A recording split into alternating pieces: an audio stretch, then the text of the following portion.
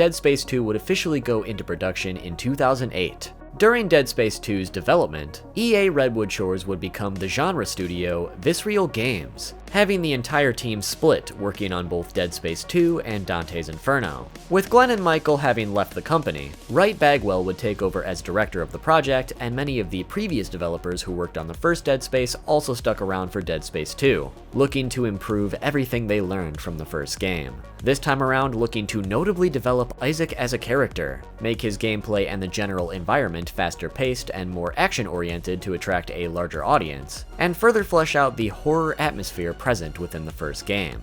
This time around, multiplayer was also included, mainly to appease EA, as they had been pushing for a multiplayer element ever since the first game to reach for a broader audience. After over 2 years of development, Dead Space 2 would officially release worldwide in January of 2011 to Xbox 360, PlayStation 3, and PC. Once again, to critical success. The general consensus was that Dead Space 2 was almost as good, just as good, or even better than the first game for many players. Those who preferred the lean towards a more action-based experience were more likely to prefer Dead Space 2, but so much care was given to the feeling of the first game that returning players would not be disappointed in the slightest. DLC called Dead Space 2 Severed would later be released exclusively to consoles in May of that year, with no explanation on the lack of a PC release. Now with 2 successful games under the Dead Space IP, it's only obvious what was coming next.